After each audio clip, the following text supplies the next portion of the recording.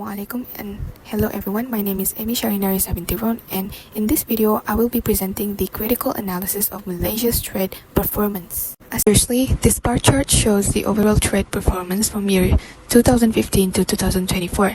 As we can see on the screen, export shows a consistent growth from 2015 until 2018 before experiencing a dip in 2019 and 2020.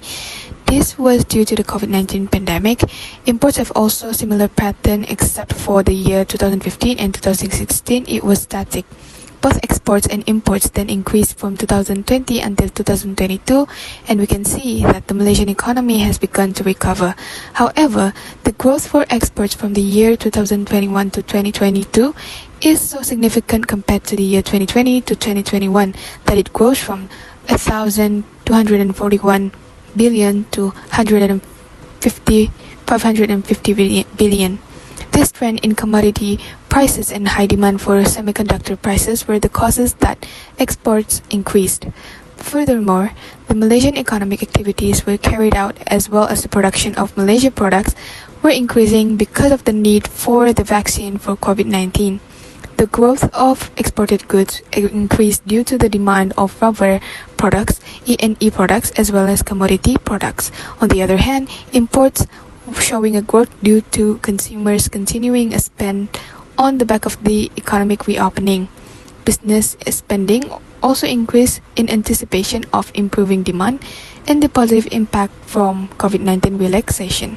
Next, we have a bar chart portraying the domestic exports and imports for the year 2014 to 2024. Based on the chart, domestic exports are higher compared to re-exports, which shows that Malaysia has strong production capacity to produce local merchandise and raw materials.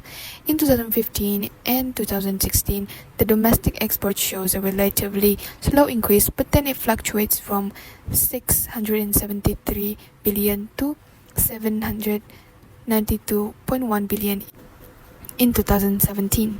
After 2017, it keeps on rising till it actually dips in 2020 due to COVID-19. The rise of both exports and re-exports in 2022 portrays that Malaysia were expanding their role as a trading place or hub. Meanwhile, the decline in 2023 was caused by economic uncertainties. Now, as for my left side, this line chart indicates imports by the end of use of 2016 to 2024. As we can clearly see, this biggest contributor is the intermediate goods, followed by capital goods, and the smallest one, which is consumption goods. This three of these goods shares a similar pattern where they rose up from 2016 to 2017. However, in 2018, the capital goods will slowly decrease until 2020, whereas consumption and intermediate goods falls down in 2018 and then rises up in 2019 just for it to fall back again in 2020.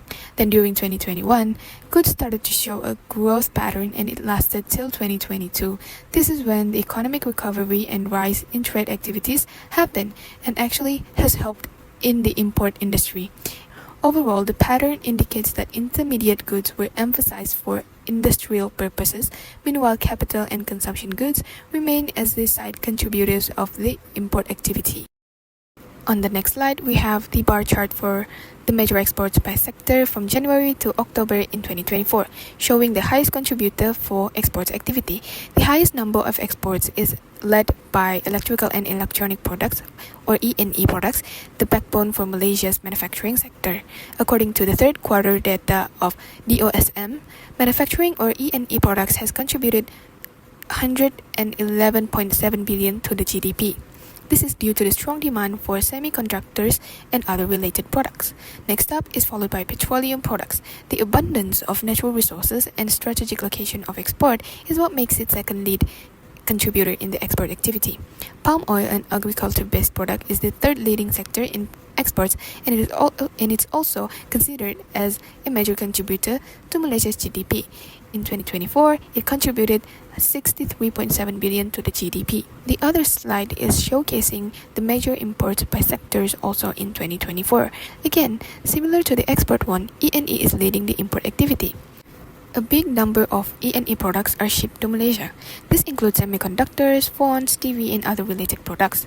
Followed up by E&E sectors, we have the imports of petroleum products which are most likely needed to sustain the energy and transportation demands in country. The third major import is machinery and equipment, highlighting the significance of these products to support the country's industrial and infrastructure sectors. This pattern shows the country's dependence on imported merchandise to help and support the industrial activities, focusing on balancing imports activities with local production and a strongly supply chain for economic stability. Moving on to the next slide, we have a bar chart showcasing the major export destination in 2024.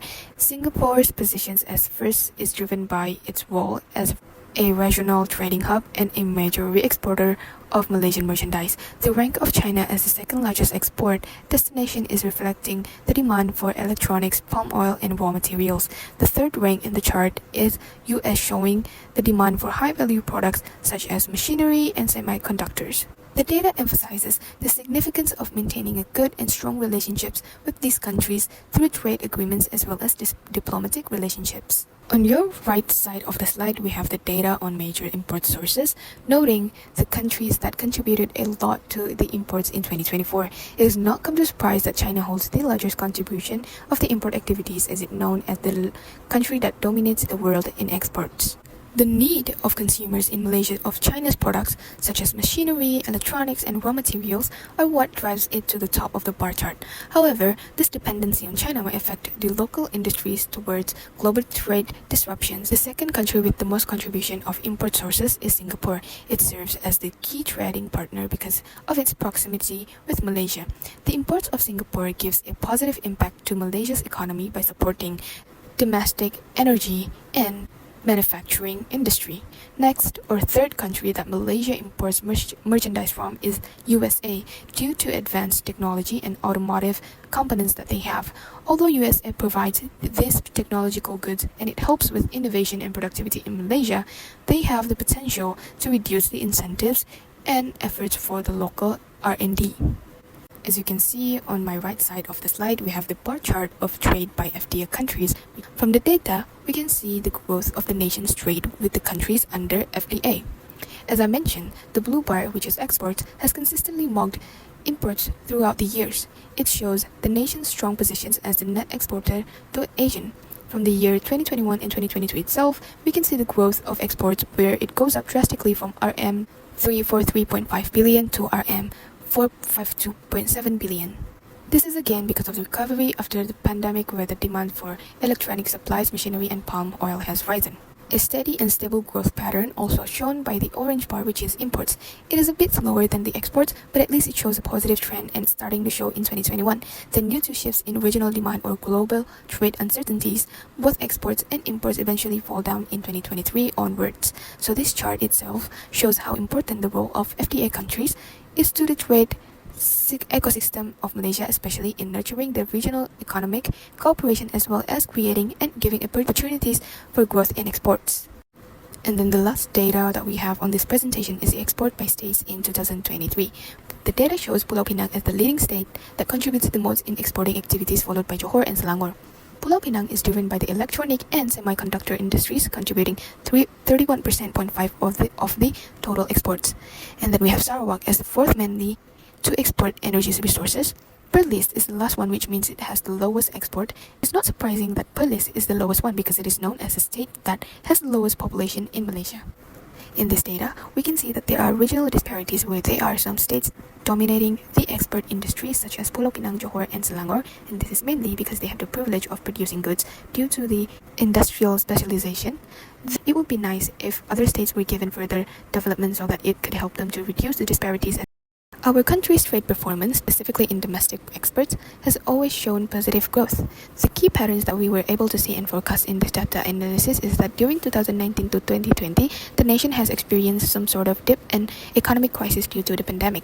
Other patterns gathered are the steady growth in export and imports activities. As we have discussed from the second slide previously, both exports and re-exports expanded consistently. The forecast for future trend that I have is that the economic growth will be supported by a strong external sector.